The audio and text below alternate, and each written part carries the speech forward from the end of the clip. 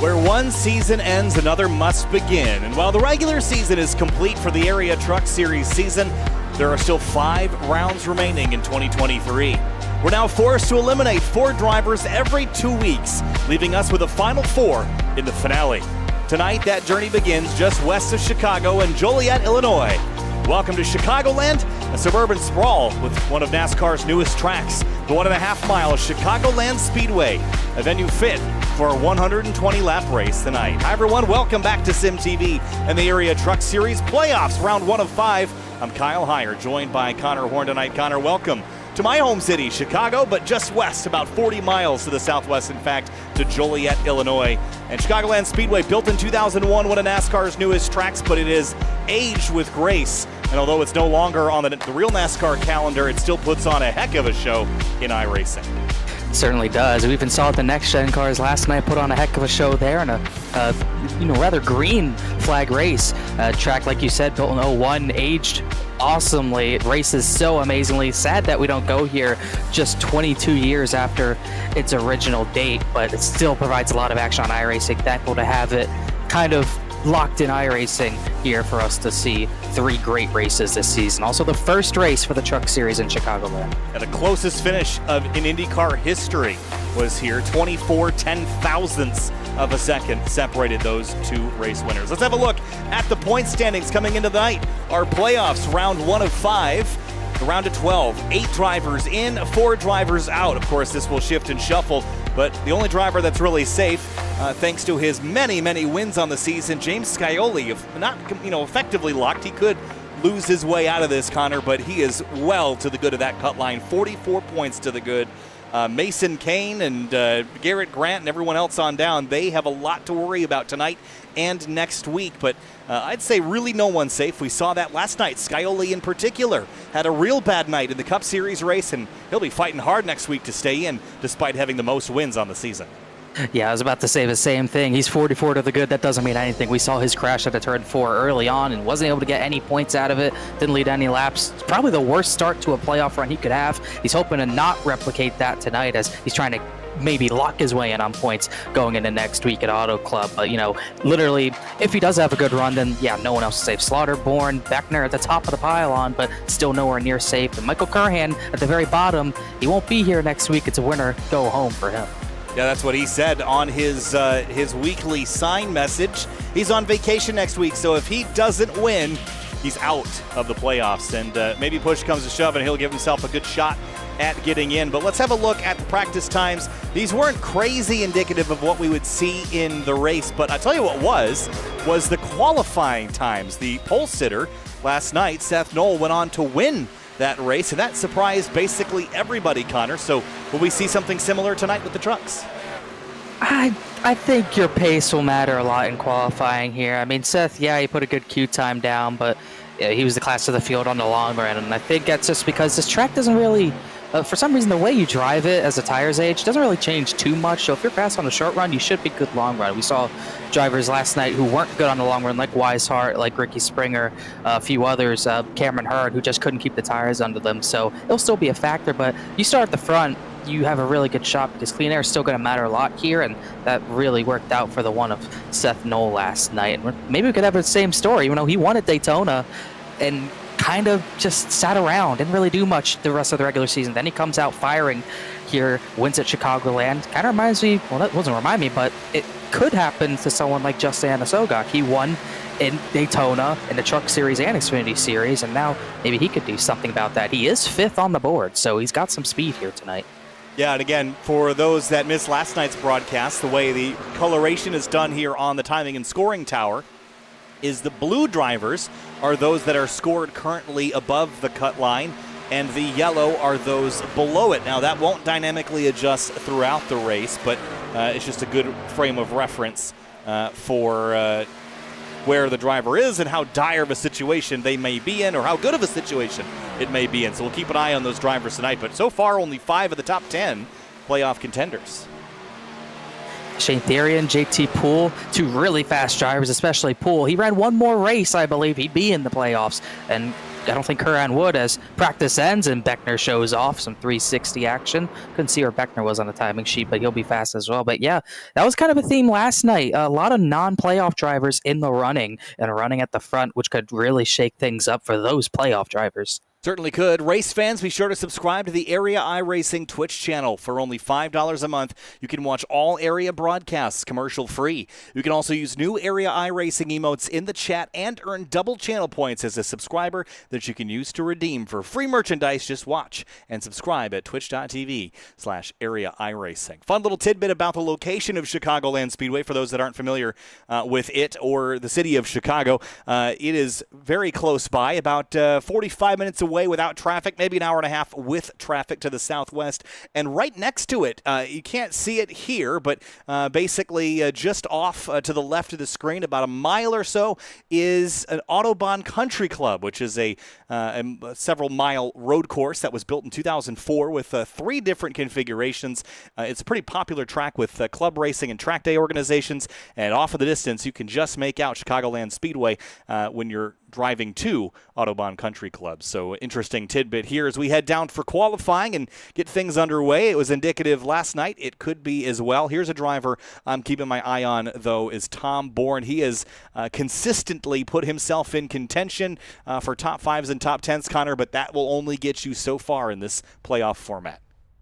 Yeah, you could finish top 10 every single race of some of these rounds, and you might not advance. That's just how tight the field is going to be from second on the grid on back. So he's someone who's got to step it up a little bit. Consistency is key, but in this day and age with the playoff format the way it is, as Cameron Hearn goes top of the board, Dylan Lee going into turn 3. This day and age, you kind of need wins, and while he's highest in the points without wins, you don't win, you're not winning the title. We've kind of seen that as even Brad Slaughter last year. He didn't win a lot, but he won the last race. That's all that mattered. So maybe Tom Bourne could do the same thing this year, but he's going to need to get going, I think, as Lee goes to the top of the board. Good lap for him. Yeah, great lap for Dylan Lee. Just 5 times on the board from Lee down to Braden Goddard, who is about a 10th off provisional pole. Tom Bourne is rolling, and so is JT Poole. Now, JT Poole, frustratingly, is not a playoff contender despite his win coming a couple weeks ago at IRP. He's not eligible, didn't run enough races to be eligible, so he will have to sit this championship fight out, but still very much a contender for race wins. Yeah, he's going to be the spoiler for these entire playoffs. He can win at every track. He was very fast last night as well.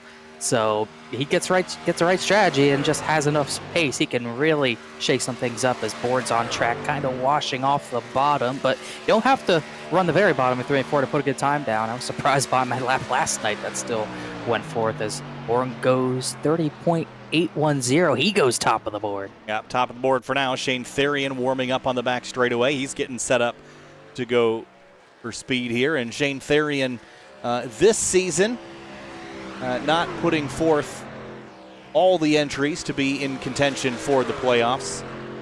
Just hasn't had the season go his way. He's only had 3 top 10s so far. We'll see what he can do here in qualifying as he starts his lap. Travis Beckner, definitely a consideration for your champion. He has been rock solid so far this season. He's got 1 win to his name, 7 top 10s out of 12 starts, so not a bad season at all, but when push comes to shove, Connor, he certainly knows how to do both of those things. Yeah, we saw that in last year's playoffs, and really all 3 series, he knows when to get the elbows out, and he does it right. So definitely saw one that with his aggression level and his raw pace, he could also easily be the champion once we get to the finale. So we'll see what he can do here. Getting a good qualifying time goes a long way, as you can see the left front really dug into the track as he comes through 3 and 4 really solid. Didn't really have to wash up at all. This could be fast, and it is. 30.795 puts him to the point by 15 thousandths of a second. JT Poole rolling his way through 3 and 4 as well. Josh Taylor, Greg Mitchell, and Justin Anasogak taking to the racetrack here momentarily, but Poole comes across the stride and identical lap. Tied him. But where will it put him? Second, a 30.795 for both the top 2. Yeah, iRacing timing and scoring puts Beckner 1,000th of a second ahead, but obviously the same on the sheet. I don't think JT can believe it. You could see his face there. 2 identical times, nearly identical. That is wild. As still more drivers to go. Josh Taylor's on the track. He had some issues last week. Kind of a odd season for him. Hasn't been full time.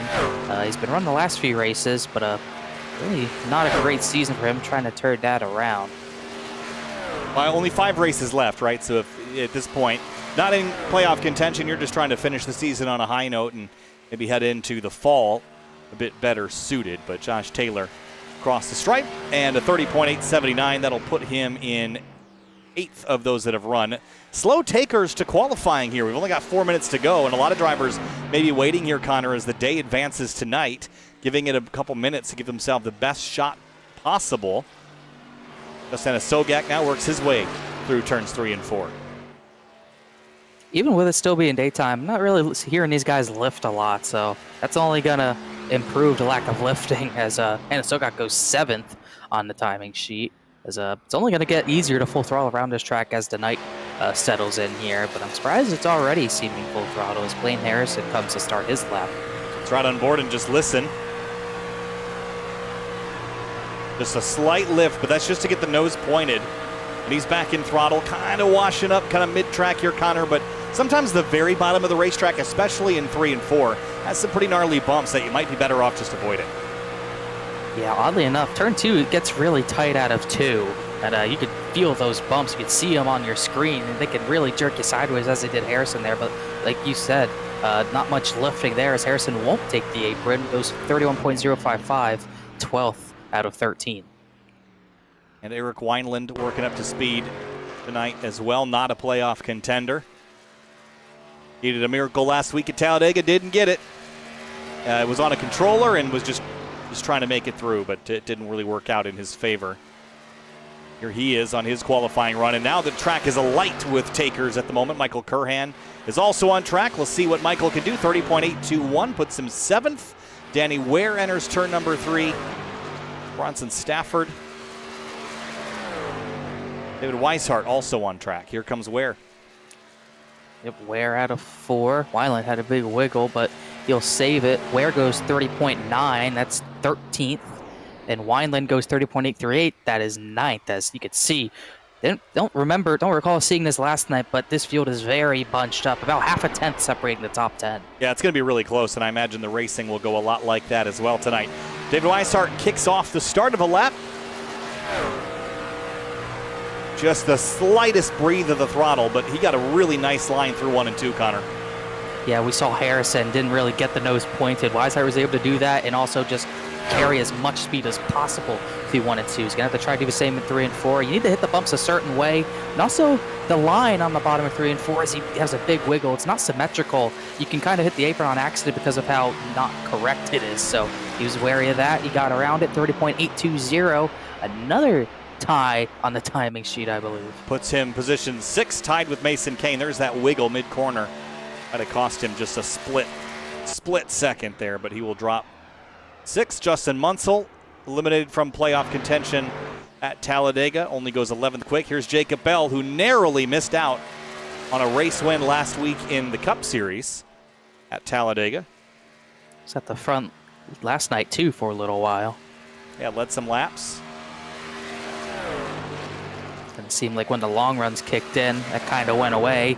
There were a lot of comers and goers last night. We had guys at the front who just didn't really hold on to that by the end. Bell was one of those. We'll try to right that tonight. He goes 30.902. That is 19th. He's 19th place, and he's a 10th off. That's wild. Here's Alan Elwood. Last of our competitors, other than Gary Waterworth, who I'm not sure is going to get a lap because he already started one and ended up bailing out on it, so he will not get a clean qualifying effort. Here's Elwood, though, the last driver to lay down a time here tonight. And what will it be? A 38.27. That will put him 9th place, ahead of Brad Slaughter Jr. by 4 thousandths of a second. So as we look at the results here from qualifying, Connor, look how close these times are. It is incredibly tight. We've seen it all the time this season, but I think this might be the closest it's been. It almost rivals the firecracker qualifying. Only about, trying to check, that's about 3.5 hundredths of a second separating first from 10th. Brad Slaughter Jr., I don't know what he must be thinking because he's right there, but he's still 10th. First to 24th, covered by just over 2.5 tenths. And Shane Therian did not get a representative lap. But if you exclude him and Waterworth, who didn't get a time, the entire field is within 0.3 of a second. That's pretty unbelievable. Yeah, that is absolutely wild. But that could also spell trouble. We're going to be very packed up, I think, at the start of this race, judging off these times. So that could spell trouble for the type of aggressive racing we might see. We might see early contact. We might see early crashing like we saw last night. One of the other things to note based on those qualifying results is the vast majority of the top 10 are playoff contenders, whether above the cut line or below it. And that is not the same as what we saw last night. We saw quite a few drivers that were not even remotely in contention and were not a participant in the playoffs qualify top 10. So that kind of mixed up things at the front for the first part of the race. Interesting to note, all things looking very intriguing heading into our first of 5 rounds of the playoffs. Next week, we differ from the Cup Series and the Florida State Builders Pro Series because we head to Phoenix before heading to Las Vegas and Gateway and then off into Homestead to finish out the season.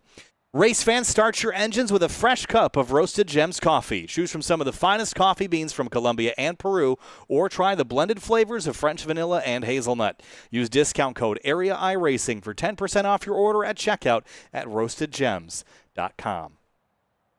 So, scenes from the city of Chicago just under an hour away as we'll head back to Chicagoland Speedway here momentarily for 120 laps. Now, last night we saw a handful of yellows, Connor, but we ended with a long green flag run, pit stops, strategy. I predict a lot of the same happening tonight. I think we'll still see a long green flag run, but I just don't think we're going to end like that again. Truck Series has been very aggressive all season long, and I think as packed up as the Cup cars seemed to be last night, I think these are a little bit closer. I think everyone's closer. I think anyone from first down to 26th place can win this race. Everyone has a shot, so I think everyone's going to be real aggressive. I don't really see it ending very clean, but I'm definitely hoping to be wrong. Let's see how it goes. Let's get through a Roasted Gems coffee starting lineup. Kicking things off on row number 1. It's going to be Travis Beckner, the number 28. He grabs pole from JT Poole, tied with a 30.795. That's your front row, Connor. Who's in row number 2? Well, row number 2 is a playoff driver in Tom Bourne. The most consistent driver all season starts 3rd. And then a little bit of surprise in 4th place. Dylan Lee, who's had some runs at the front, but not many finishes that he deserved. But he'll start 4th tonight. In row number 3, it's 2 playoff contenders, Mason Kane in the number 31 Toyota Tundra TRD Pro, and David Weishart rolls off 6th in the number 29 Chevy Silverado. Weishart is a playoff driver tonight, wasn't last night. Cameron Hearn, our recent winner from Talladega last Tuesday night, he'll start in 7th, tied on time, or at least close with Michael Kerhan. And we know he isn't showing up next week, it's going to go home for him. And row number 5, it's Alan Elwood in the number 10. And alongside him, Brad Slaughter Jr. in the number 8. He rolls off 10th. Both Chevy Silverados in that 5th row. 11th position will be Bronson Stafford in the 61 Toyota TRD Tundra. And then Justin Munsell, who had heartbreak last week at Talladega, will try to right the ship starting from 12th. In 13th place, it's the Ford F-150 of Eric Wineland, truck number 21. Justin Anasogak looking to turn that yellow to blue and advance into round 2 of the playoffs. He starts 14th. 15th position, a Silverado and Bryce Senesac, and then a 42 of Garrett Grant in that Ford F-150 at 16th. 17th place, it's Josh Taylor in the number 57, and the Chevy Silverado. Greg Mitchell, his Ford F-150 rolls off 18th in the number 2. Danny Ware in the 49 had a solid lap going, had a big wiggle, ruined that. Instead, he'll start 19th place, and Jacob Bell led laps last night, almost won last week, but he'll start 20th tonight. 3 rows to go. Bobby Tinch in row number 11 in the number 54. Ryan Swan in the Chevy Silverado. That's car number 1, rolls off 22nd. Braden Goddard in the 38. He'll start 23rd place alongside the 66 of Blaine Harrison.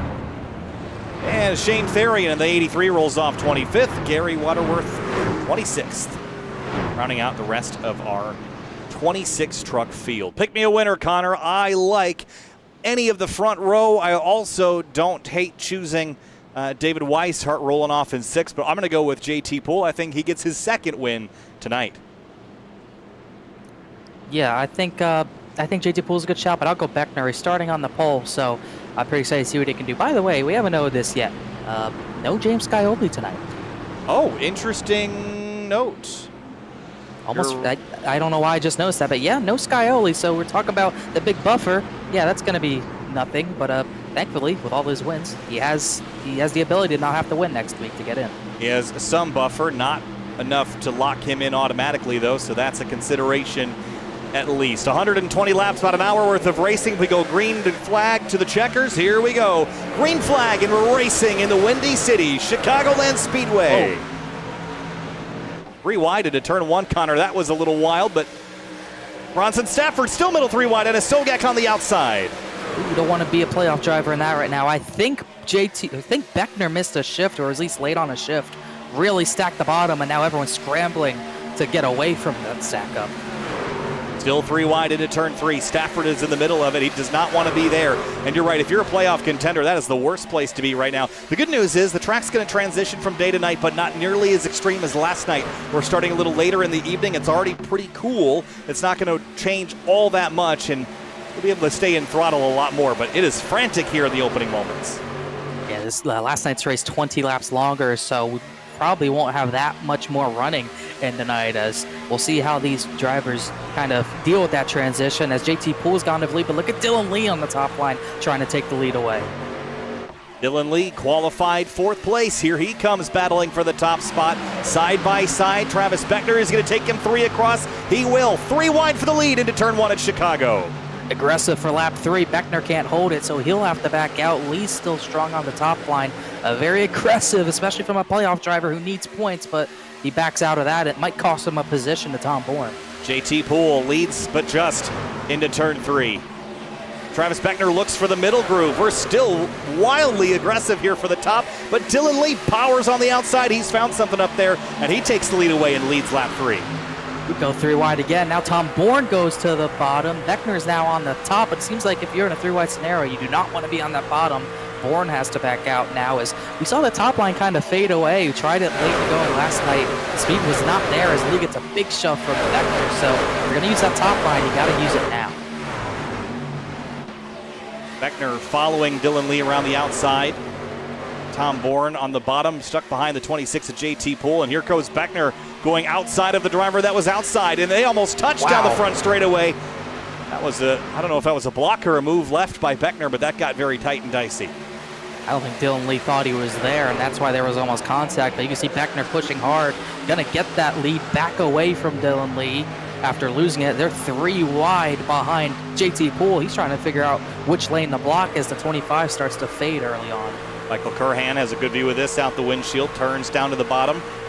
Look at the run that the 4 Cameron Hearn has. He's going to give the 25 a shot, give Lee a push down the front straightaway. This does not look all that different from what we saw last week at Talladega. Yeah, I was about to say, it's pretty much the same as Lee rides Hearn all the way to the very outside as they almost made more contact, as almost 3 wide again as the 25, as quickly as he got the lead. Looks like he might have worn the tires out a little bit already, as you can see the lack of grip he has. Yeah, Justin Munsel's going to go to the outside as well. He's on a mission. Eliminated from the playoffs in a catastrophic crash under yellow from a lap-down car that spun into his path as they were slowing to catch the pace car. But Munsell would love to get some wins to finish off the season despite not having a chance to run for a title. 5 top 5, 6 top 10s, not in the playoffs. A little bit unfair, but you know, Munsell, we know he has the pace to win in all 3 series if he wanted to. A big wiggle there as he's going to lose some ground to Cameron Hearn, who Hearn's on the charge. The one of Ryan Swan is in the wall, and Eric Wineland is in it as well. No caution yet either. That was a huge hit on the tri-oval. Might have been a case of blocking. We've seen that a lot at tracks with a tri-oval like this, as Wineland's day looks done. Yeah, that truck is absolutely destroyed. Yeah, he's got no steering. So this might be dangerous if the field comes back around and he's not off the track. And they're still racing hard for the lead, Beckner and Poole. We'll go back and look at it here in a moment. But the leaders are still battling. Wineland trying to limp it back. He's on the apron now as the field 2x2 back into turn 1. Wineland in the grass. I think he'll just pull off and stop. That shouldn't bring out a yellow. Beckner, meanwhile, does keep the lead. Him and Poole have been going side by side, but this is what we saw from Cameron Hearn last night. Very quick on the short run, but once we got the long runs going, faded. Hopefully not the same as we get the Simrat Market replay going, as big, I would say neck code and huge hit for both those drivers, but Wineland kind of took the brunt of it, and Swan was kind of the buffer. Yeah, definitely some net code there, but they were coming together, I think, regardless, but the net code certainly made it happen sooner and more aggressively. But a side draft attempt ends in disaster for at least the 21, and it looks like Ryan Swan is still rolling back in 25th place. For the lead, see a JT Poole. It's Cameron Hearn now that has it over Beckner. Beckner turns hard down. That was a big scrub on the right front tire to get that truck to rotate. Oh, these two don't really come away from each other, do they? No, and yeah, you're right. Last night they were sparring. I wonder how much of that carries over, Connor. Different series, but I still think your opinion probably doesn't go away from night to night. No, they're the same driver all 3 nights, just a different car or truck. As pulled back to the bottom, it seems like it's these 4. Oh, Hearn, big wiggle. He'll lose some ground. So back to Beckner and Poole, that like we saw the first 10 laps or so. As you've raced the same drivers all 3 races. Your opinion doesn't change them. You race them the same exact way. So no love lost between those 2, as I'm sure they'll battle at another point. Seeing these trucks get a little bit more squirrely than I thought they would. Yeah, they're driving in there really hard right now, and maybe when the track cools off completely and we're into nighttime, you might be able to stick it, but as the tires wear, you're going to have to lift, and they're just continuing to drive it deeper and deeper in the corner. This is the kind of truck, Connor, that you can just kind of send off into the corner, and you're slowing down with basically drag, with scrub. You're not lifting, you're not braking. You're just kind of letting the truck slow itself down, and with that, you can get really sendy before you start hurting lap times. Yeah, and the sendy part of it is when you see crashes happen as big slide up the track. Poole shut the door on Beckner as a big stack up will be caused on the top because of that, as now Poole pretty much take the clean air away from Beckner, and that puts the 28 in a position to maybe get split, but 6 of Munsell couldn't do anything. You could see how sendy everyone is already. Not about to stop either. 13 laps in, and we're still in the heat of battle here up front. 1 incident so far, but no caution flags. Eric Wineland's night is over already. Alan Elwood way up against that outside wall. Hearn had a big slide in the middle of turn 1 and 2, and he'll go back to about 5th. Already seeing him fade a little bit on this kind of middle portion of this run. It's starting to see the guys who have better tires starting to pull away, and it's really spread out past 10th place Jacob Bell. Keeping my eye on David Weishart. Been pretty quiet so far in this run in the 29. I wonder if he's saving something. He did drop back, but how much of that is potentially tire savings? We're only about a half second off of what our fastest laps were, Connor, but as we saw last night, the lap time isn't necessarily indicative of how well the truck's driving. No, definitely not. They stopped driving well after lap 20 last night, but it looks like these things stopped driving well after lap 8 or so. I mean, these guys are all over the place, but they're still battling like their trucks are handling just fine. As Beckner looking to the top, as Dylan Lee looking at him, he was battling for the lead on lap 3 or 4. That's how much tires might matter here tonight. He's all the way back in the 9th. Side by side for the lead once again. This time Beckner rolling the outside. Great launch using that momentum. Multiple grooves here, absolutely. The track is abrasive across the surface, and many more bumps on the bottom, so that outside lane absolutely can work. It's probably the preferred line late in this race, and Beckner will lead at lap number 16. Now Dylan Lee had a big slide. I think there's a truck in the grass, or at least there might have been. Yeah, there was. That was Gary Waterworth, who was in the grass, but didn't hit anything, as still volatile at the front between these two, as we'll see. Wow, what a slide. That was way worse than I thought. Yeah, big moment there for Waterworth, and did a good job getting it back under control, but you noted how slippery and slidey things are feeling. Well, how about this? Munsell sideways out of turn 4. Perfect cutback, but my goodness, these guys are all over the place. The right rear is seeming to be the issue tonight. Last night it was the right front. These trucks handling very differently, and I think everyone who ran the Cup race last night is caught out by that. Yeah, you definitely learn some habits when you've got the Cup car that is completely different in style, suspension design, aerodynamics, and then you jump back in these trucks, and despite them being slower, they can often be a bigger handful. And tonight we're seeing that be the case. JT Poole had a big wiggle there out of turn 4. It's getting harder and harder for these guys to battle and not completely lose their handle on the truck. So might see some more single file action soon, because these guys are really struggling to get the pedal down. It's really all on exit where that right rear is taking the most abuse, as you see everyone on the top lane now is Elwood! tried to jam it in there in front of Munsell, but Munsell wasn't having it. They come together and crash. And that 10 car is got big-time damage, Connor. That's big news for a playoff contender.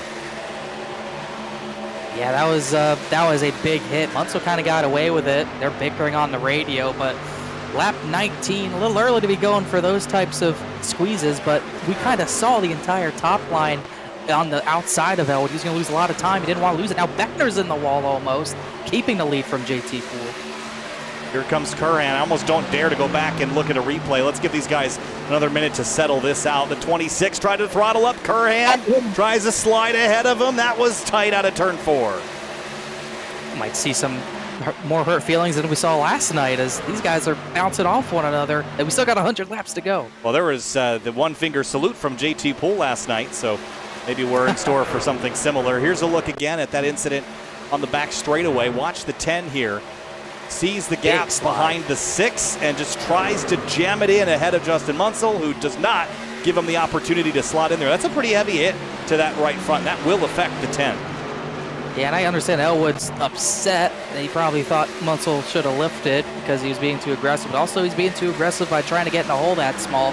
And it's not like he really fully committed, you know. He kind of only half came up, and he gave Munsell just enough room to the point where the 6 probably thought he could have still stuck it in there. That just wasn't going to happen. Ooh, big slide for Dylan Lee out of turn 2. And just, I guess, drinking game tonight. Every time we say big slide, because I'll bet you that we're all a little tipsy after about 30, 40 more laps of this. The fuel run is going to be stressful to get to the end of, I think. I don't believe this will be a one-stop, so it could be a 2-stop race if it went green, which means probably halfway through this run on your tires, which I'm sure people will be thankful for, as you'd see everyone to the top line. Not something we saw last night. The entire top 5 rim riding like Kyle Larson tonight. Well, you got to put less wheel in it when you're running up there, so the less that you're turning that wheel, the less you're going to feel that oversteer condition. But the danger is if you let it walk on you at all, it'll tank slap into the outside wall, and you'll be left with a damaged right side. So that's obviously consideration with the line you pick, is how much space you have to save it. But if you keep running the bottom, you're just going to burn up that right rear tire because you're sliding it, especially trying to put power down off turn 4. Yeah, and really the first driver in the top 10 running that bottom is Elwood, who's damaged. Surprised he hasn't dropped harder with the amount of right front damage there is, but everyone else kind of running the top in 1 and 2. And some drivers like JT Poole run the bottom in 3 and 4, but everyone else, surprising to me, still running the top in turn 3 and 4. A lot of bumps on that top line entering 3 and getting through the middle of the corner. So shocked to see people running up there as got a truck stopped. That was Blaine Harrison calling it a night. Yeah, not exactly sure. Just slowed down and rolled to a stop. I don't see any obvious damage. Maybe attending to something, but he will step out of the race as we jump back to the battle for the lead. Here comes JT Poole. These two, Beckner and Poole, they were tied in qualifying, and they've been sparring over which driver should lead this race, but Beckner so far has led double the laps of JT. Yeah, went back and looked. Harrison had a slide at it too and decided to call it a night, so I think that's all there was to that. But these two, Beckner and Poole, were working together last week and were working really well together, and then they kind of got separated, but now they're as close as they could be right now, as these two are not letting each other get away. Beckner's had the lead for a while, and Poole struggling to have another run for the lead as he keeps trying to get clean air on the nose in turn 3, but these two are all on top of each other. Curran just kind of letting them race, I think. Tom Bourne following and waiting in the wings as well. They are very close together entering turn 1 here. JT rolling the bottom lane again. The hard line to stick. Not going to make it. And then here comes Curran with a big head of steam. And he'll take a run. No, he will not. He's going to give the 26 a shove. It was like he wanted to do something but couldn't there. As they'll get back in line, pull back to the bottom. Bourne looking for clean air high, but not quite there. Now he'll swoop down. Can't really do anything there. Well, we have a call moment. I didn't get the one-finger salute from Poole last night, did I? Not you. I was about to say, I think I got it from someone else. I think it was Jake Nichols that he was giving it to. Oh, that's even more surprising. So interesting. Battle for first and battle for third, and down the back straightaway. Everyone's kind of single filed out now. Calm before the storm, perhaps here. I think there's going to be a certain point when everyone's just fighting for control, let alone for positions on the racetrack.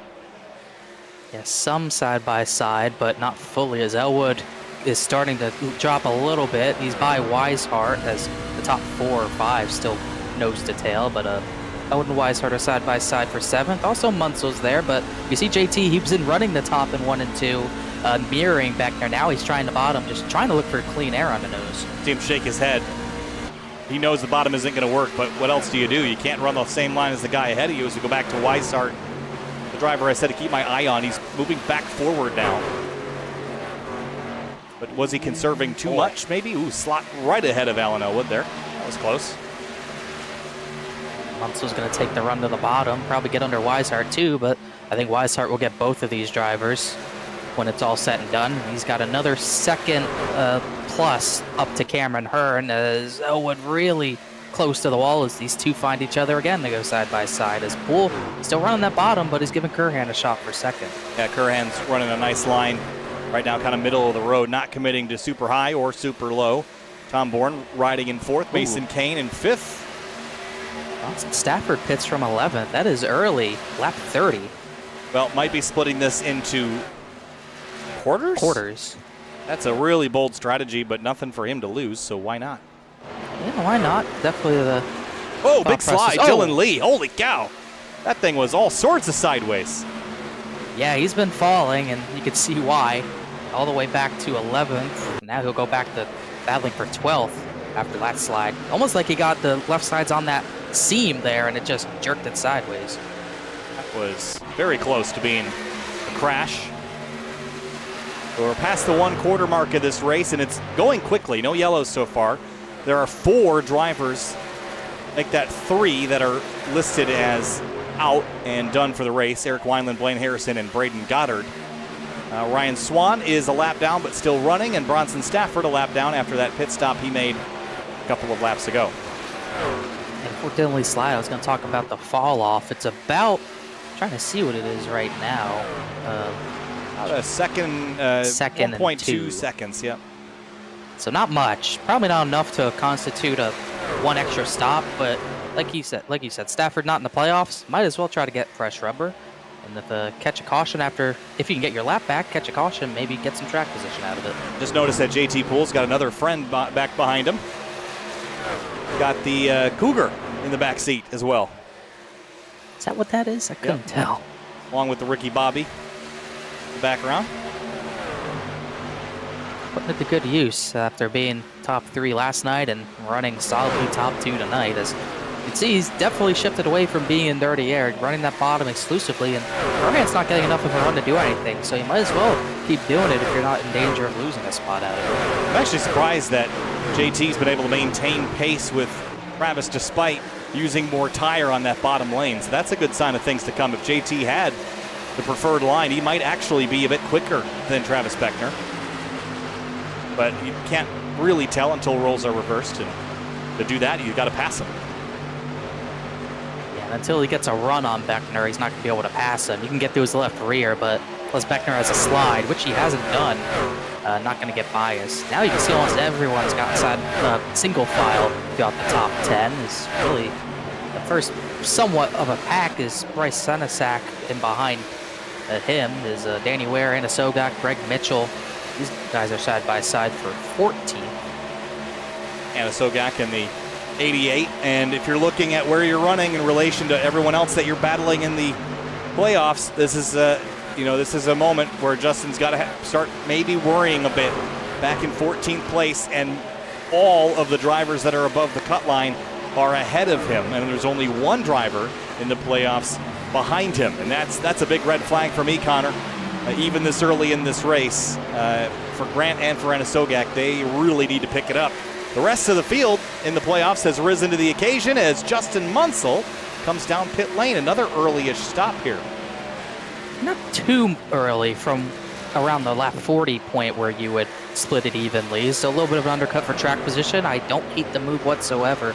As I talk about Anna Sogak, it is, you got to be in danger if you're second to last playoff driver, but kind of been seeing this coming. He has no other top 10s besides his win at Daytona, so it's really been a struggle for the most part this season. He needs to find something soon, as JT Poole, he has a good run for the lead this time.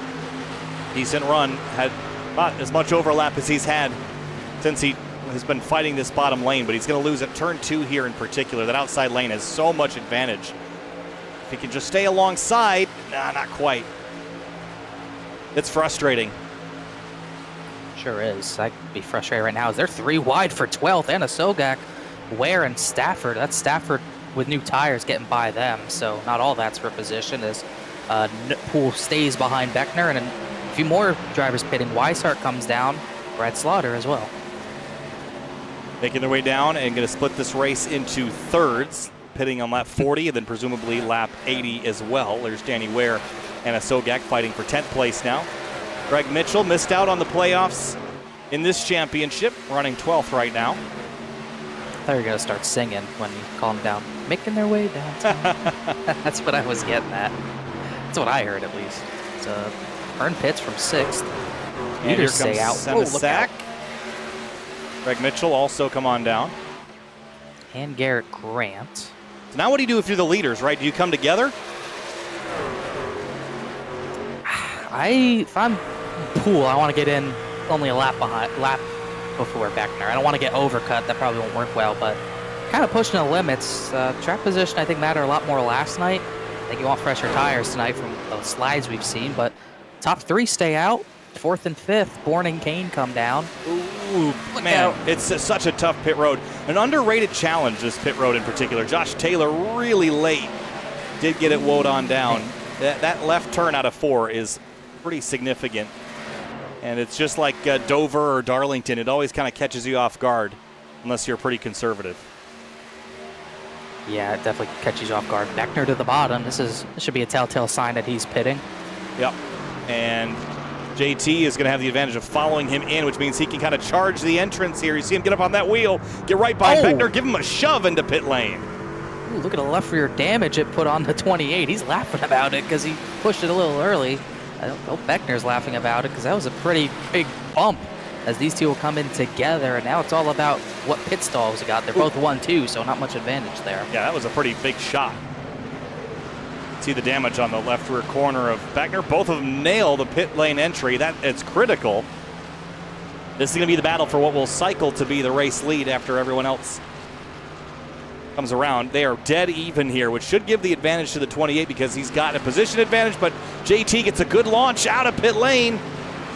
And back underway here onto the racetrack. They have to single out, but he crosses him over. He's going to pass him on the apron.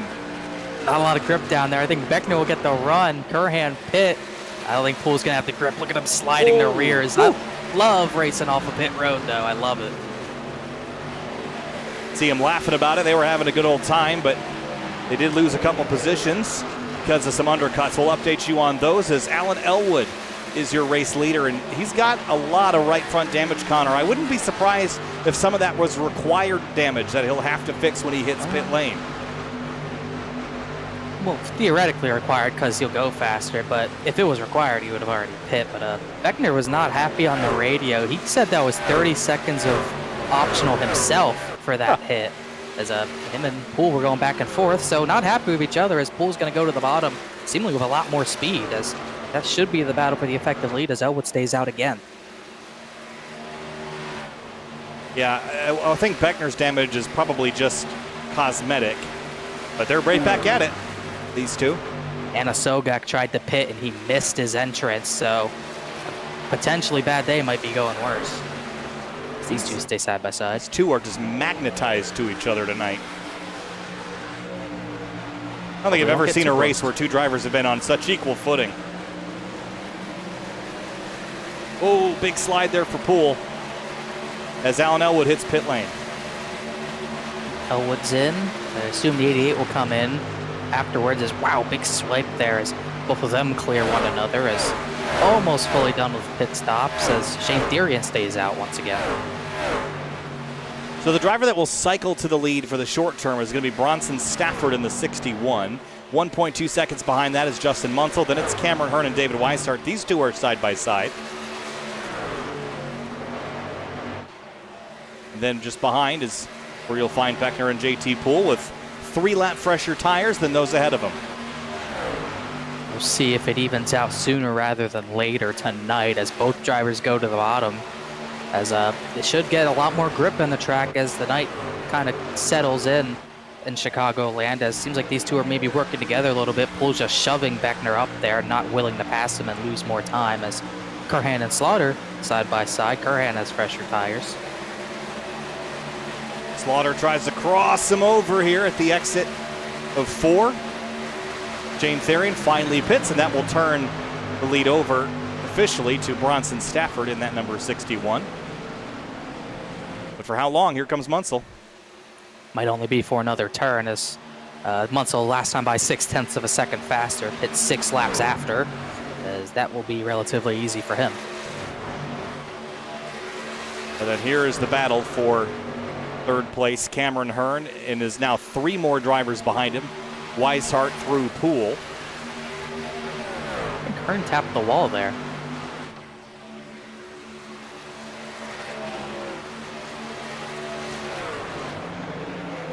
Pushing hard here. Poole's pushing literally. Yeah, that's interesting. I mean, maybe it's a little bit of competition here, Connor, but if Beckner's upset, I mean, maybe it was something that he just got over pretty quickly and moving on with it, but JT is playing the game with Travis right now and helping them catch Weishart and Hearn. We'll see how long that lasts. As Beckner up the track, I think it lasts only about a second longer, as now Poole goes to the bottom. Kind of Beckner wiggled up the track, but it was really because Poole was all over his rear bumper, and Beckner not giving any room to the 26.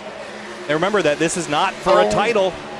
JT Poole is not in the playoffs. Despite winning at IRP, did not have enough races in the season to be eligible. But Travis Beckner is very much in the championship. And while he's running fine, and this would be a good points night even if things finished as they were, he can't afford to get wrapped up in anything. You see him fighting the truck there out of turn number 2. Oh, he gets into Poole! And Poole's Poole gonna spin. spins. That was Caution. rather predictable. Maybe a little bit of net code, but kind of saw that coming. I think that smile is going to be off of JT Poole's face. First yellow of the night, lap 50. Just 10 laps shy of halfway, and here's what happened. That's really going to work for Munsell and Stafford, as we saw Beckner pinching. Yeah, he just got loose and came off the corner and kind of came down the racetrack there, and they just touched. And if I were to hyper-analyze this a little bit, I would say that you see, well, Beckner here, but watch as they go on by. See, Beckner's about 1.5 lanes off the wall. So he's got plenty of space, but just gets into the 26, and he can't fight it from there. Yeah, in my opinion, while it was net code, it seemed obvious that Beckner was still upset and trying to just side draft the heck out of Poole. While no contact was made, it was relative net code. It seemed like Beckner was definitely trying to send a message there, and sent a little bit too much of a message, as most of the field's going to pit. Bronson Stafford is... Oh, no, not Bronson. Stafford's going to stay out. Yeah, I think all the lead lap drivers are going to come to pit lane here, so it's going to kind of reset our strategy a bit. You know who gets the lucky dog out of this is Alan Elwood. I was about to note that he sped under green. So big break for him to not only get the lucky dog, but also has a chance to repair a lot of damage. Yeah, that is well timed for Elwood. I'm sure he was saying a silent cheer when all that happened on the back straightaway, but bit of a reset for the race as well. We were kind of getting strung out here, Connor, but now we reset and we get back into that pack racing mentality. The 6th, a good launch off pit lane. He will win the race off pit lane. Cameron Hearn second, then Bronson Stafford, then Weishart, I think, is the 3rd driver off pit lane. Make that 5th. 4th? We'll see Stafford 3rd. See how it pans out. Therian and Lee did not pit. 6 laps and 5 laps on their tires, respectively. Yeah, and I agree with that. Therian was one of the last pitters. Kind of surprised Dylan Lee stayed out that long. He was struggling, but he'll get fresher rubber and more track position. So I understand the call for those guys. There's no action on that yellow. That code caused it, so no EOLs there, unsurprisingly. Race fans, be sure to visit simwrapmarket.com for custom iRacing paint scheme templates that are simple to use and help you stay more focused on the racetrack. That's simwrapmarket.com. Welcome to Chicagoland Speedway and the Area Truck Series season. Playoff race 1 of 5, well underway, 52 laps complete of 120. First yellow of the night for contact between Travis Beckner and JT Poole. No damage, they'll both continue after a little bit of a tussle on the backstretch. But Kyle Heyer alongside Connor Horn up here in the booth. And Connor, tonight we've seen a lot of really good racing, and there's still lots of racing left to go. But that being said, the pace of this race has been pretty fast. We only have about 35 minutes of racing to go if we go green to the end from here. Yeah, most definitely. We're really barely only going to have one stop to go, as we'll go green with about 66 laps to go, as Thiering came down to pit, so Dylan Lee will assume the lead. But this pace was really picked up fast, and the aggression picked up fast, and we kind of got strung out. Now we're in a position where that aggressiveness, with how much darker it is and how much more grip's going to be in the track, the aggression's going to pick up even more. That might spell trouble for the rest of the field, and all those playoff drivers better be careful. They're not involved in the chaos. We've already seen a few of them get involved in some drama. Yeah, but an interesting night, as last night was. Good racing here at Chicagoland. Good race to have on the calendar. Next week, we head to Phoenix, Arizona, and the 1 mile oval in the desert. That will host our second and final race of this first round of the playoffs. Round 2 of the playoffs will be at Las Vegas and Gateway, followed by the season finale at Homestead on August 22nd. Well, we'll get the 1 to green this time. The lights are off on the pace car. That means next time by, we are going green. Alan Elwood is the free pass. Looks like Ryan Swan is going to get a wave around here. And we'll come back to racing next time by. Benton, nope. Dylan Lee will stay out. He pit lap 45, so tire's not too old, but they are older than everyone around him. Thierian will line up at the very back after coming in to pit after everyone. And like we said, Elwood on the lead lap now, but how competitive is that truck? We'll just have to wait and see. And as far as EOLs are concerned, that code ruled again at fault. As far as that one goes, race control makes the decision, but the 28 will keep his spot. I think I said it. It was net code, yes, but would there have been contact? Yes. Yeah, I would think so, yes. Here we go. Pace car going to make the left onto pit lane. 54 laps will be complete at the stripe, and 66 laps to go. Dylan Lee is your leader, the pink and white Silverado on the inside. Munsell, second place on the outside. Hearn, Stafford, Weishart, Curhan. The rest of your front 3 rows. Green flag back in the air and back underway in the Windy City.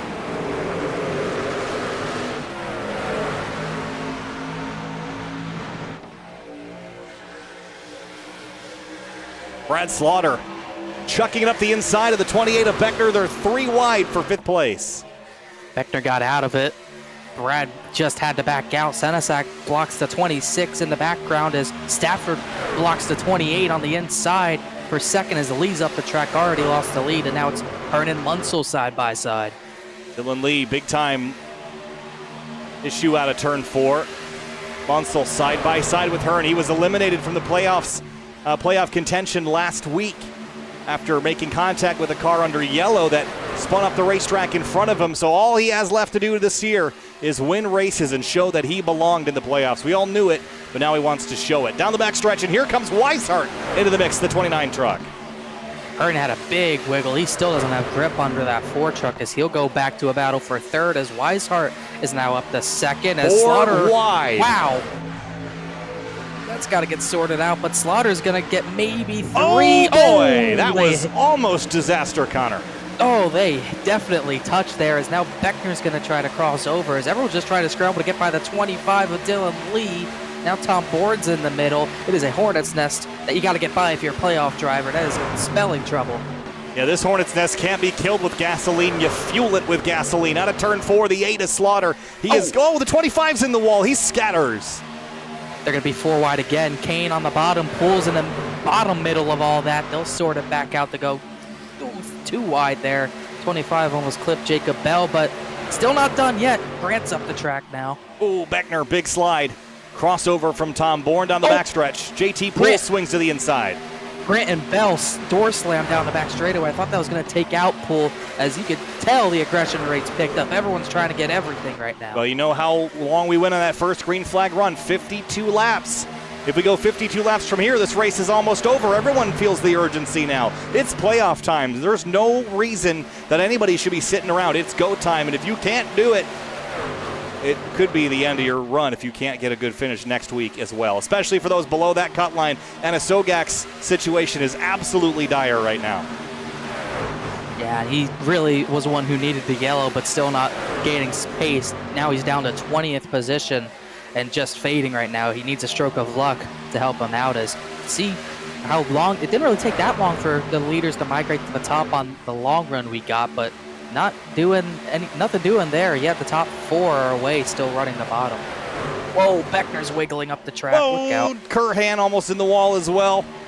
It's just tense. It's just tense. Everybody just trying to keep their foot in it and keep momentum going. If you lift, you get past halfway this time through. 60 laps complete, 60 laps to go from Chicagoland.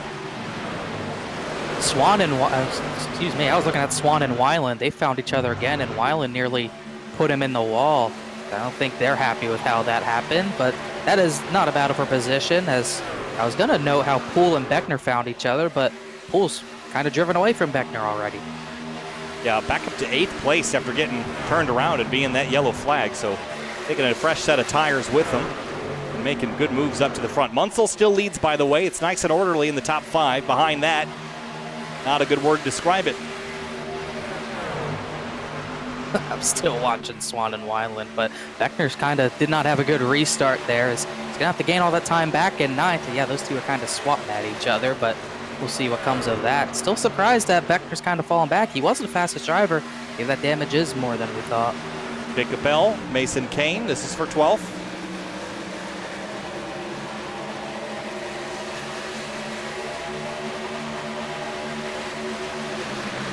Kurhan right behind JT Poole, who's still moving forward right now.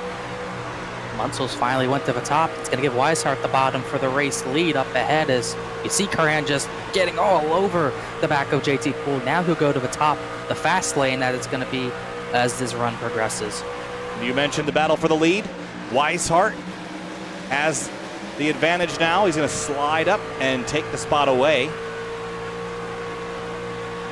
But Munsell's got a really strong run here coming. Ooh, he tried to get to the top. Weishart's not going to block it in the corner, but he definitely blocked the entry off of Munsell, as now they're side by side for 3rd. Kind of surprised Bronson Stafford's able to stay up here, but he's doing a great job defending her, and 3 wide in behind with Bourne, Poole, and Kurhan. Middle 3 wide is that 26. Everyone's got to maintain their lane. This is not a super wide racetrack. It's wide enough to do it, but everyone's got to stay put. The apron gives you a false sense of security that it's about a 5-lane track. It is not. It is tough to go 3 wide here with how quick the exits of these corners come up on you. So definitely deceiving, I would say. Munsell has a good run. He's going to take it too. Stafford hit the wall. Slaughter's going to go under him, but like you said, Munsell's got the run now, but Weishart's going to be pinching the 6 off and going to try to stay on the right rear, which he's able to do. Has the advantage, but he's not clear. I bet he drives way off into turn 1 to try to get that pass complete. And he will. And slide across the nose. See that wheel working here. Here comes a crossover. No, Weishart's going to stay in line. He doesn't go to the bottom, gives a shot to Munsell as these two sorted out, as I think they saw Cameron Hearn coming and didn't want to get involved in a 3-truck battle. Well, too late. Cameron Hearn is there. Hearn has led only 1 lap so far tonight.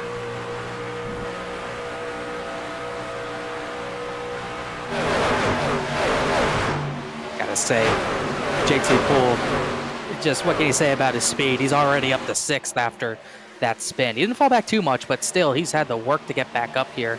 Now he's fighting for that 6th position with Tom Bourne on the bottom. So we're getting to that point where you're going to start migrating to that top. Yeah, he's stalling out a little bit right now, and he and Travis were, I think, the fastest cars on the racetrack now, and they're mired back in 6th and 8th.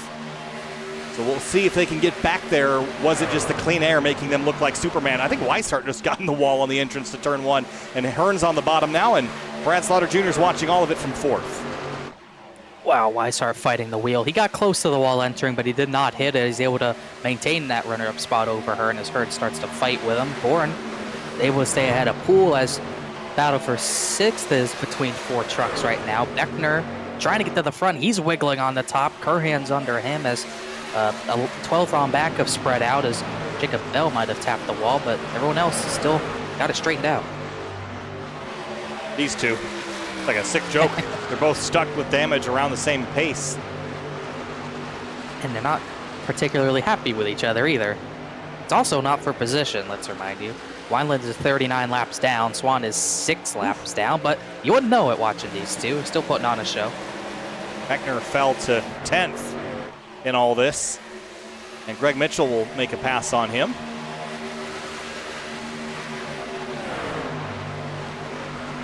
Whew. Mitchell tried to clear him. Yeah, that was close. He almost wasn't able to do it, but you definitely tell. I can't imagine a left rear would make the handling this bad, but the speed for sure is out of the 28 truck after pit entry contact. Is might fall back to 11th, and then after that, Alan Elwood's driven his way up to the 12th position. Yeah, the left rear is by far the least important corner on any racing vehicle that just does left turns, but you have to wonder almost if it jolted the frame or twisted. I mean, I'm not sure the extent of iRacing's damage modeling on this new damage model, but if it twisted anything or bent anything else in the left rear or threw the camber or caster off, yeah, it could definitely hurt you. But the bodywork doesn't look all that bad, so I don't think it's a drag problem necessarily. But with 50 laps to go, whatever it's causing that truck to slow down, not good timing. Although he still is running 6th of those in the playoffs, and that finish, while not amazing, would be okay this week, but next week it might not be good enough. Yeah, it will be okay, but he did come in tonight, I think 11 to the good, but definitely was looking to gain a lot more and even maybe lock his way into the next round, but unless he gets a chance to repair that, maybe get some track position late, that's why his heart gets chopped by Munsell. Once he gets a chance to repair that, I don't think Beckner's locking himself into the next round. So we'd be expecting pit stops at lap number 85 to 90, I'd imagine, if you wanted to split this run up. But that's about 10 to 15 laps from now. And a nice equal 25 to 35 lap runs. We saw on that first set of stops what the undercut did. That's why Justin Munsell's leading. Weishart got the second. Slaughter's 4th. Bronson Stafford's still in the top 5. All these guys got track position out of pulling the undercut. So I think we might see a lot more drivers try to pull that off themselves. Well, the other thing I'm noticing, Connor, and tell me if I'm wrong in this, I don't see as much movement in terms of the driving on track. It doesn't seem like the trucks are on edge like they were at the beginning of the race. I think part of that is the sun going down. I think part of that is the track rubbering up, but they don't look like they're as on edge, and we're 20 laps into this run. Definitely not as on edge, but I think the pace, the fall off is still around where it was, 1.1, 1.2 seconds. So while the handling is improved for everyone throughout the field, I think that fall off is still going to be a factor. Since that's the same, I still wouldn't be surprised to see a lot of undercuts. And at home you might be saying, well, you know, if their fall off is the same, why is the handling not the same? Well, you can fall off and the truck can get pushier, or you can fall off and the truck can get looser, or the truck can just get slower. You're just not carrying as much G through the corner. So there's a variety of ways for the vehicle to slow down, but have different handling characteristics throughout. So earlier in the race, as the fuel burned off, we saw the trucks get really slidey. But now that there's some rubber in the track, I think just slower as those tires burn up. One thing I'm noticing, the majority of the top 10 were on the top line at this point in the 20-lap run or the long run we had last time. Not this time. All the top 5 went to the bottom there as Tom Bourne tried to top it. It did not work, so I think that maneuverability that you have in that top line is starting to fade away here as the sun comes down. Gary Waterworth, Josh Taylor, Justin Anasogak running together back here. This is for 17th place. We got a pit stop. Mason Kane. I haven't talked about Mason Kane tonight. Oh, that's a way to get him talked about, but he pits from 15th, and this is like Stafford did very early. Yeah, so this would put him at 43 laps to the end this time, or next time by. So 44 laps to the end. That is a long run, but yeah, you could make it from here. But yeah, that's risky. But here comes Munsell. Wow. From the lead. That is earlier again than I thought we'd see, but maybe they're focusing on the fuel. They know the trucks aren't changing as much, Connor. Yeah, I mean, it worked last night. I thought the drivers pitting on around lap 85 last night was early, but ended up winning Seth Knoll the race as someone else came in, Josh Taylor, Bobby Tinch. But they know something we don't. I think they want their track position at the end. I also think they must be thinking the fall-off is going to become better, as in the times aren't going to slow down as much. So that must be a factor in it as Weissart's to the bottom. Weissart's going to come down, so everyone trying to respond. More with them. Oh, Weishart, very fast. Hearn was fast, too. Got to watch the pit entry speed there as Therian. Therian. Boy, that was fast. Maybe too fast. There might be 3 speeding penalties there. We'll just have to see. Bronson Stafford takes over the lead here, Connor, but pit stop slightly earlier than we were anticipating, maybe sensing that the fall-off, while similar, isn't as bad, and the handling isn't going off as much. So that's definitely changing considerations here, as now Curhan is going to peel off and head to pit lane. Weishart's and away. He misses it. Oh, wow. I was about to say, everyone who came down last time is good on speed, but that is not going to be good for the 24. He cannot afford that. No, and he is a playoff contender, so that will be an improper pit-in penalty, I'd imagine. We have 40 laps to go. Has to be. So you'll see his, because he won't be here next week, likely his next round, his playoff chances, championship chances wash away as left sides go down. He does not pull away as Stafford and the rest of the leaders still stay out. Well, if anything, that is going to add some comfort to drivers like Justin Anisogak to know that there's a driver that is effectively out of the playoffs with that, and you see the penalty now being applied. So he's out of the playoffs if he can't win this race, and that is one free spot given that he was considered in. On at least under the bubble. But Bronson Stafford and JT Pooler coming into pit lane. Also got word that Travis Beckner might have got into the wall just slightly out of turn 4 about a lap ago, but I don't see any damage. Yeah, one look back at it, he had a big slide. He did hit it, but really barely tapped it with the right rear, so he got away with it, but you tell that the speed and the handling out of that 28 truck is, we'll see if he, looks like he's wanting to get to the bottom. I think he's pitting here. Oh, man, Cameron Hearn's splitting the difference there. Tom Bourne, yep, you're right, but too fast. No. Oh, Beckner's spinning completely out as well. Beckner spins onto pit lane, and this is trouble for playoff contenders, both for the 16 and for the 28, although the 28 didn't make pit lane, so I don't think that'll be a penalty unless he was speeding, but that's big news. And for drivers that have kept everything together so far, like Alan Elwood, despite that crash, at least on this run he's held it together. Throw the 29 of Weishart in that mix as well. They love to see this chaos here as we get down to the final third of this race. Yeah, Bourne doesn't get going, clearly sped for the 16. Unforced error, haven't seen that from Bourne. Beckner's able to go right away, so very fortunate with a 28 to get away with that, but huge implications for Tom Bourne. Yeah, sliding under the speed limit. But Tom Bourne, though, you see that pit lane speeding penalty just adding up.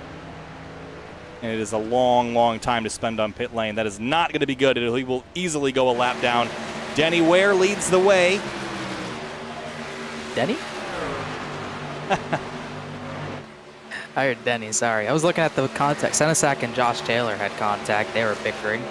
Let's see, Wineland pits. Danny Ware still stays out, like you said. Jacob Bell out there as well. Oh, 77's on the wall there, but he's still 2 seconds behind the leader. And really only about 5-6 trucks left to pit. Greg Mitchell is one of those, and he just came down. The driver that will cycle to the lead is David Weishart, and he is in a really good spot. The next truck Danny Ware spun on pit entrance as well. Wow, look out. Jacob Bell almost hit him. Pit lane has been troublesome tonight, Connor. Really only on this stint. We didn't really see this on the first round of green flag stops. Something about the temps coming down, the sun going down. Must have really changed entry for some reason. Makes you more aggressive. You know the grip level's there, but then it's not. But Weishart's going to cycle to the lead, and I like where he is The next driver that's got a significant tire advantage is JT Poole, multiple seconds behind him. So just for reference, here's the 29 right here. And JT is here. And that's only a 3-lap tire difference. So I really like the position that David Weishart has put himself in. I especially like it because no one's really close to his tire strategy behind him. Munsell, remember, he pit before the 29 and couldn't see how, but the 6 could not stay in front of David Weishart. Now Weishart's got fresher tires than Munsell, and he's looking to pull away here. Yeah, just put himself in the right position, kind of landed the strategy perfectly here. Now, will this race stay green to the end? That's unknown, absolutely. But he does not want a yellow flag at this stage. I think he's in a great position to win this race, should it go green to the end. And that win would lock him automatically in to the second round of the playoffs. Yeah, it would be a big one as well. He ran good last night, and he's looking to do a few positions better tonight. And he's doing a good job doing that. As he's, like you said, he would cycle to the lead. Alan Elwood, Gary Waterworth, Dylan Lee still yet to pit. Still surprised Lee's pulling this long game with how erratic he is on the long run, but got to try something to get track position again as Beckner gets by him. Chops, wow, really chopped him there. Got himself sideways as you see he's still struggling. Yeah, he and his crew chief Dawson are very, very upset with the driver of the number 26, JT Poole. That damage, they have said, is the cause for a lot of their woes. Of course, the unforced error on pit lane definitely didn't help Connor, but they're claiming that damage is what took away all their speed. And I'm not no scientist, but I'm not sure if correlation is causation, but it certainly seems that way. The performance just dropped off a cliff after that pit lane contact, and now Travis only runs 18th, make that 17th now as he works his way by Shane Therian. Yeah, I don't believe. Beckner doesn't get rattled when he gets in these situations, so I can't imagine. Oh wow! The 83 way up the racetrack there. Not sure if he got spooked or what, but he just went for a heck of a ride. His tires are not that old either, so no, just got loose. Yeah, I was gonna say Beckner doesn't get rattled to the point where he loses pace. I think it's clear that he just squeezes around Senesac that the tires, or not the tires, but the truck is just not correct anymore, just from that slight contact. So really unfortunate, but at this point you can't think about what happened in the past. Just got to cling to the points that you can get here and just surge to the front best you can.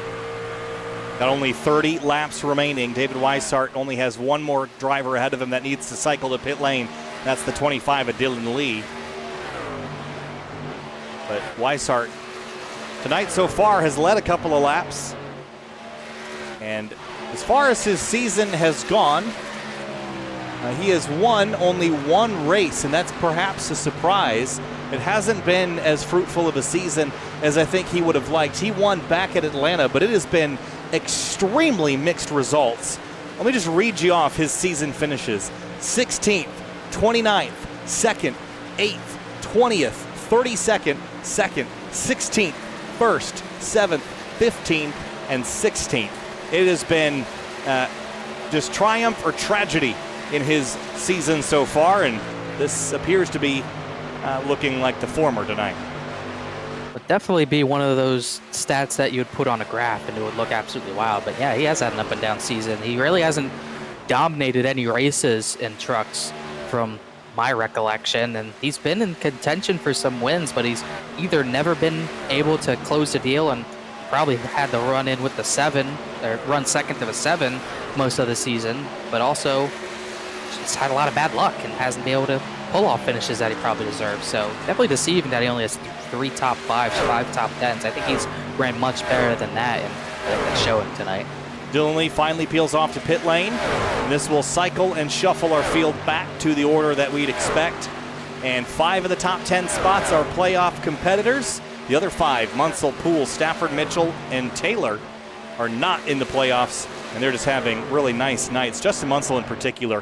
Think about Connor, if he had made it into the playoffs, he would be in a really good spot to potentially win this race tonight, or at least come away with rock-solid points that would vault him towards that second round. And it all goes back to that crash under yellow last week at Talladega. Yeah, no doubt about it. It's still a shame what happened, but at this point, it's just about putting away good results and just being ready for whatever happens. And runner-up here is definitely a big confidence booster to him, I can imagine. It's just a big sigh of relief for something to not go wrong, as he almost did hit the wall there, giving it all he can just to stay with the 29 at this point. But this is definitely a run he needed after such a tumultuous week last Tuesday night. It was sad to watch it. Flipped over to the camera to see how he had reacted as he goes for a huge slide out of turn 2. We went over to see how he was reacting, and he was just sad. He wasn't mad. He was just disappointed that he knew. I mean, there's nothing you can do to take it back. Apologies aside, there was nothing that was going to undo that moment. So he was just sat there in disbelief for a couple minutes before retiring the truck. But all that aside, Connor, we've got just over 20 laps to go, and the gap from Munsell up to David Weishart is 1.2 seconds. And right now, Weishart is the fastest of the top, well, fastest of the top 2, I should say. But Hearn, Slaughter, and JT Poole especially are faster, but JT's got 5 seconds to make up if he wants a shot at this win. Yeah, Hearn was 0.3 of a second faster last time by, so we'll see if anything can happen. We saw Hearn good in the short run, but kind of stalled out in the long run. But the 4 truck's still putting down good laps, as he's another 10th faster. But he does need to get by Munsell. As he goes to the bottom, Munsell defends the top. Yeah, Munsell's struggling right now with rear grip a little bit. He's been sawing at the wheel. But Cameron Hearn on a mission, and he can't waste a lot of time here with this 6 if he wants a shot at Weishart. These last 20 laps go quick, and he's got his foot in it. Munsell's chasing it up the hill, and here comes Cameron Hearn for second. Yeah, Munsell wanted to shut his clean air off. It didn't matter. Hearn just has enough grip to just loosen up the rear end of the 6 Raycon Tundra, as he's going to dive to the bottom. Munsell's going to give it everything he's got on the top to not let him go, but I think it's a losing battle as clear high goes Cameron Hearn. Yeah, it's not enough grip for the 6 to cling to it. So he's going to stay here, right behind the 4 into turn 3. But watch that wheel. It's going to go back to the right here. On corner exit right there. It just isn't handling the way he needs it to stay second. But they lost a bit of time to Weishart in that battle. Now can Hearn reel him back in? He's going to have 21 laps to do it. 21 laps to gain 2 seconds. It's going to be a tall task. Oh, Weishart's in the wall. He hit the wall behind Ryan Swan. That was a pretty sizable hit. Doesn't seem phased, but you see the focus on his face. Let's go back and see what happened again on the SimRat Market replay right there. That was a pretty heavy hit, but I don't see a ton of damage, so he should be okay. And he actually didn't really lose all that much time. He did lose a couple hundredths, but not tenths. A lot of that was caused by dirty air from Ryan Swan. Nothing Swan can do just running his race, but he is 6 laps down as Weishart close to it again. And even through hitting the wall, Hearn did not gain more than 0.02 of a second on that 29, so could already see the 4 truck kind of falling off here. Yeah, but we'll see what type of ground he can gain if Weishart can't get by Swan. Yeah, it's important that Hearn takes advantage of this, because he's not going to get lap traffic like this for the well, he's going to get some, but maybe not as fast as Ryan Swan. It's holding up Weishart just a touch, but he still was faster than Cameron Hearn last time by, so maybe there's not much left in the tank for that number 4 as Weishart gets very close to the wall again. Yeah, that was he's pushing hard right now, but thankfully, like you said, he's by the only lap truck he's really going to see. He's not catching Eric Wineland nearly as fast as he was catching the 1 truck, as now it'll be Cameron Hearn's duty if he can, muscle in the wall a little bit. But it's going to be Cameron Hearn's duty now to try and somehow kind of get away from Ryan Swan's dirty air and just get by him if he even gets to him. Other battles deeper in the field. Danny Ware and Bobby Tinch, 16th place, trading positions, and Therian and Senesac for 18th place. And the goal for Weishart is just have this race stay green to the end. He doesn't want any yellows, no resets, no pit stops, no funny business. That's all the 29 wants. And so far this season, we documented no Scioli tonight. James Scioli has won 4 times. No one else has won more than 2. Cameron Hearn has 2 wins. Everyone else just has 1, including David Weishart. So David would be only the 3rd multi-race winner this season if he were to hang on to this. Yeah, it would be a big win for sure, no doubt about it. Not only locking yourself into the next round, but also just giving yourself momentum. And We saw it last night. Seth Knoll hadn't won in a little while, wins the playoff opener. Now he's into the next round, and he has momentum. Weishart didn't win that long ago at Atlanta, but he has not had the smooth season that a lot of other drivers in the Truck Series have had. So definitely be one of those momentum boosters that just propels him all the way to the finale as he's into the wall again up ahead. Yeah, Cameron Hearn has been slowly chipping away at it. Hundredths, thousandths a lap. And he's reeled in Weishart by 0.3 since we last checked in. And this lap in particular is going to be a pretty sizable gain. Weishart runs a 32.124 and a 32 flat for Hearn, so a 1/10.5 gone.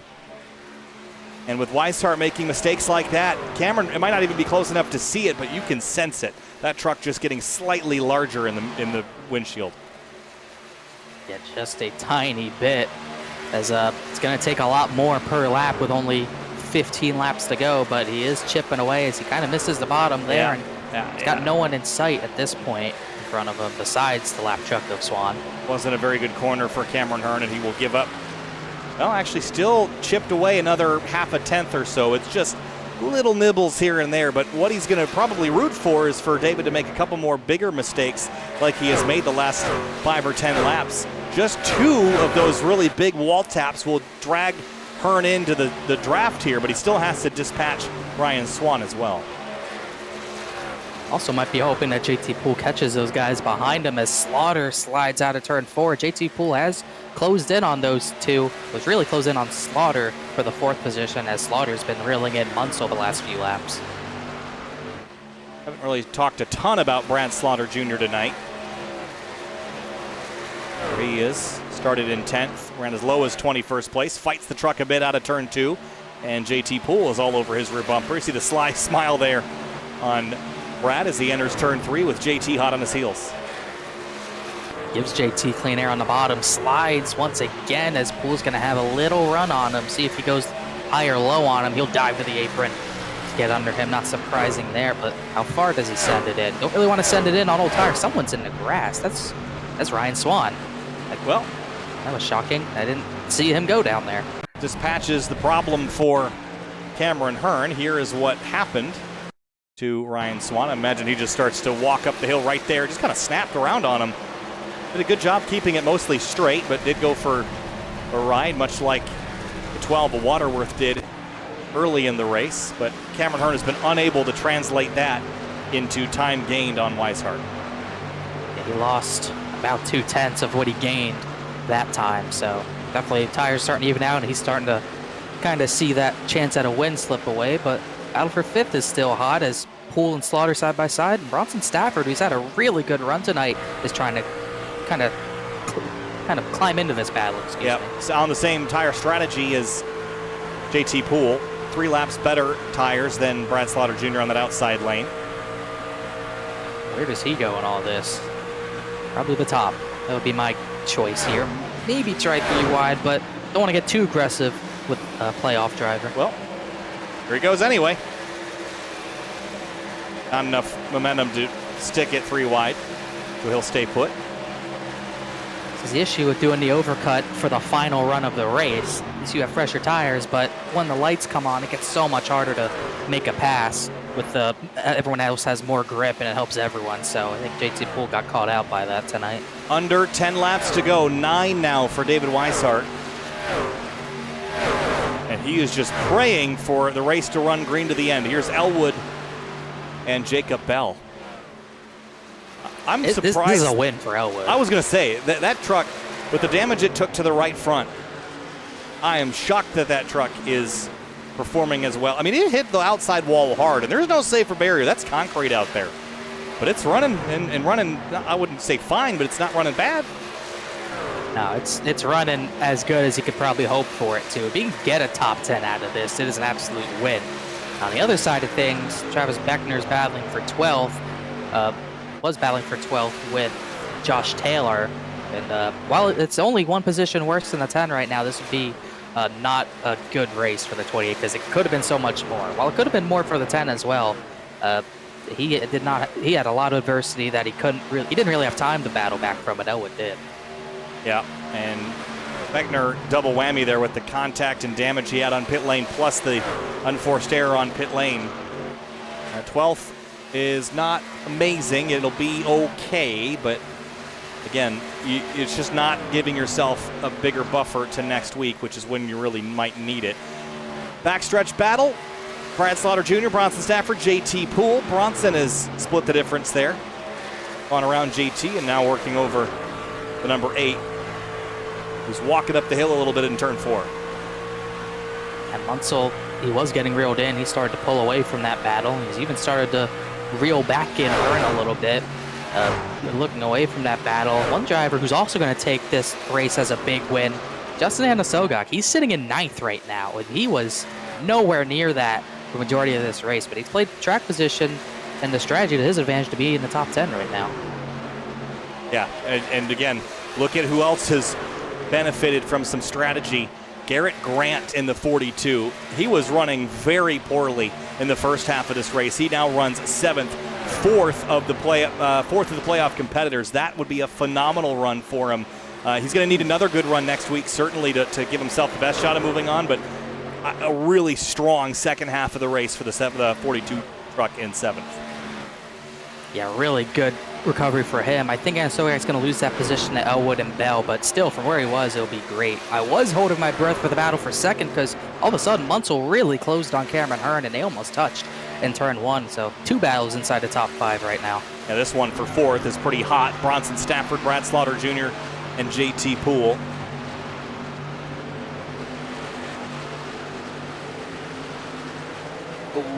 Slaughter's really on edge on the top line right now. Stafford's still getting a good run on the bottom too. As Poole's smiling through all this, is just watching the battle at this point as Hearn and Munsell still single file between those two. No, low pressure situation for Poole. He's got nothing really to race for other than wins, and he knows he's not going to get that tonight, so you might as well just have fun with it. So while these drivers battle for 4th place, you mentioned the battle for 2nd. It is hot here as well. Hearn and Munsell, nose to tail, it's tight. Munsell, oh, he's going to get blocked down to the apron from Cameron Hearn. Hearn not wanting to give the point up. Munsell's not going to back down either, as he's going to sell it into the bottom of 3. Meanwhile, Stafford and Slaughter kind of touch doors there as the 8 out of turn 4, crossover. Man. And Munsell throws the block on Hearn in return. 2 laps to go. This isn't going to be nice in the 1. If I know Cameron Hearn, I don't think he'll appreciate that. As here comes the bumper, couldn't get to him. Yeah, he tried. He took a swipe or no swiping, and Munsell establishes a half a car or a truck length, half a car truck. Same thing. As they head down into turn 3. But for David Weishart, he senses safety this time through. White flag one more time around Chicagoland, Connor, as the battle for 5th is still on. It's still on as the battle for 2nd cools down. Stafford's clear of Slaughter. Now, does Poole have anything left to get the 8 truck, as he's got to make sure he doesn't give up a position to Garrett Grant, who's closed in on this battle as well. David Weishart of the 29 has won 1 race so far. The 8's in the wall out of turn 2. But Weishart played the strategy to perfection. There have only been 2 multi-time race winners this season. Weishart finally adds a 3rd name to that list. David Weishart wins in Windy City, and Chicagoland goes to the number 29. Justin Munsell, 2nd place. Then Hearn, Stafford, Slaughter, the rest of the top 5.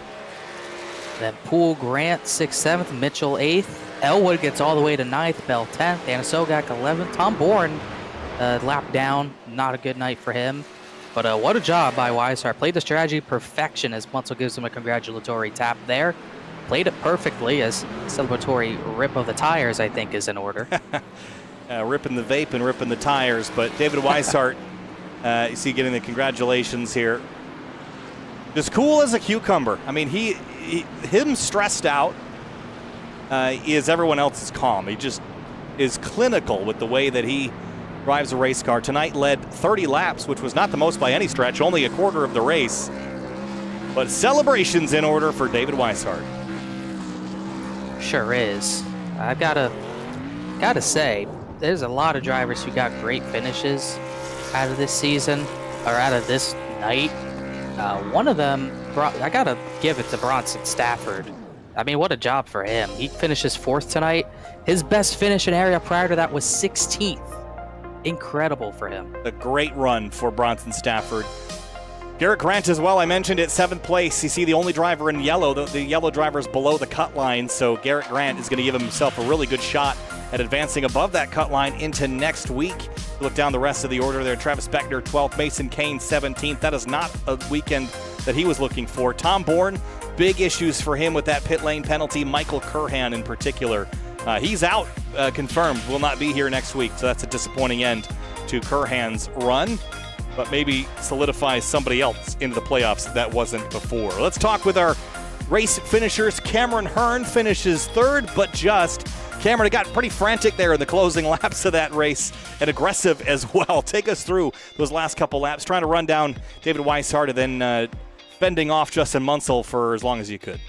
Yeah, I ended up getting in the wall on entry in turn 1. And I think I gave myself a lot of damage. I was a little bit slow on the straights and stuff. But yeah, Justin, I caught him pretty quick, and I thought he'd let me go when I was running down Brad, and he raced me 2 laps, and I was saving my right rear. I had problems with that all night, and I kind of had to get on it pretty good to get a run on him, and I got it sideways, and after that, I didn't have the speed I had, but he's racing for a position too, so that's all fun. But good points tonight. Top 3 is awesome. A little bit of a buffer going into next week, but anything could happen. But also, I think Greg Mitchell came up in top 10 too in 8th, so shout out to him. Yeah, good recovery for Greg as well. The start of the race didn't go so well, at least for a while. But Cameron, putting yourself in great position, a great points night. Good luck to you next week at Phoenix. This is going to put you in a good direction to make it through to round 2. I appreciate it. Thank you. Thank you.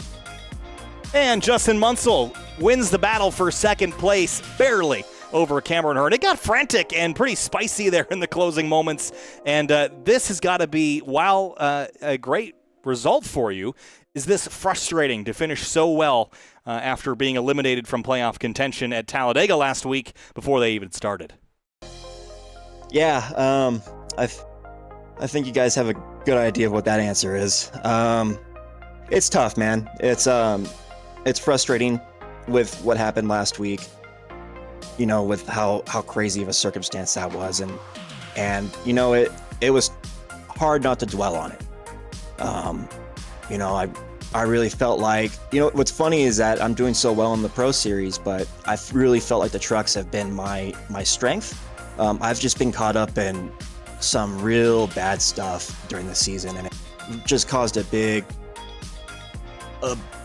chaos towards the end trying to get those points back up. But I had one mission going into the playoffs for the races I'm going to race, and that was to prove that I should have been in the playoffs and that I was going to be a contender.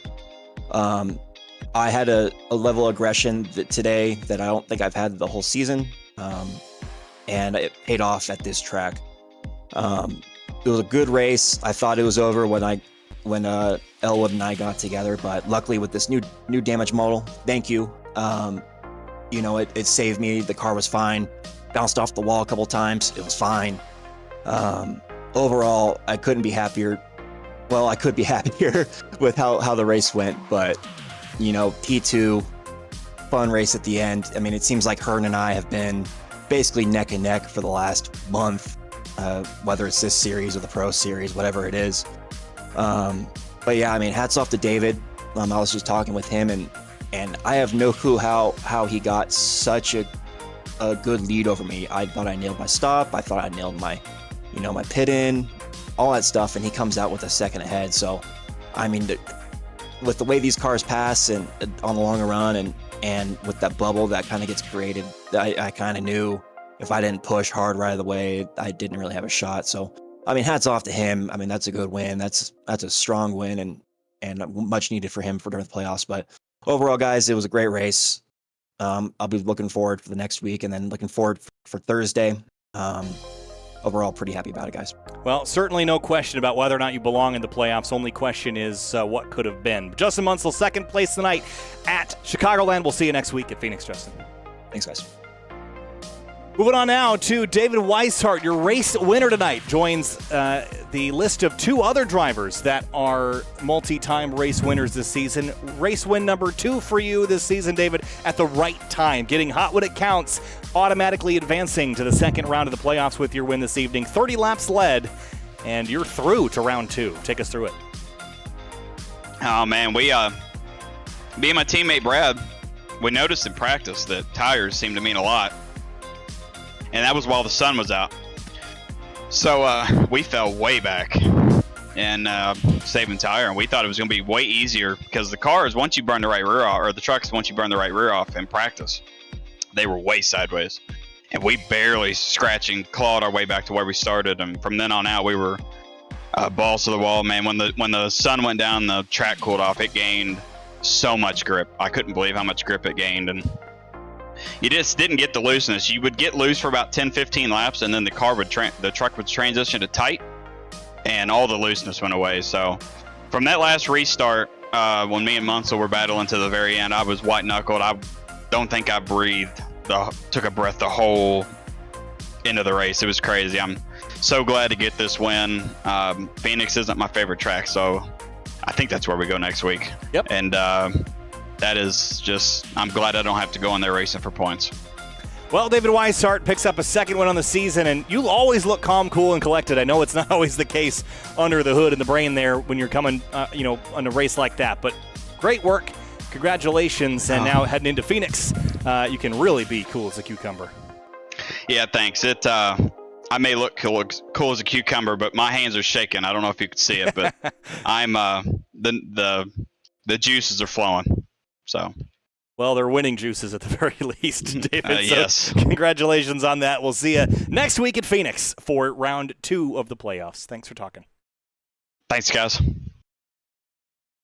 Connor, it was a fun race tonight. Had a great time calling this one, and with all that out of the way, we get to look forward to heading to the desert next week, Phoenix, Arizona, for the second race of 5 in the playoffs. But great race, great strategy, fun to watch tonight for sure. Yeah, very fun to watch, and it's going to be even more fun next week. We go to a somewhat short track. You could got the dog leg down the back stretch or I guess the front stretch now, to chop at Phoenix. So you got a lot of potential to use the bumper there, and I think we might see drivers have to use the bumper next week. Besides David Weishart and besides Michael Curhan, I don't think anyone else's fates are sealed. I think everyone's in danger of dropping below the cut line. Even Sky Early after misses tonight. So a lot of action we're going to have to unpack next week as well. It's going to be fun. Race fans, be sure to check out rickshotsauce.com for some of the best hot sauces made locally in South Florida. Try the Loxahatchee Classic, Golden Garlic, Palm Beach Pineapple, or South Beach Heat. Follow the Rick's Hot Sauce Rookie of the Year battle in the Area Cup Series and see which driver will take home the $100 prize as the highest finishing rookie in the point standings. And be sure to check out shop.areaiRacing.com for merchandise to represent your favorite drivers and teams. Shop from our brand new selections of champion t-shirts, jackets, hats, and more.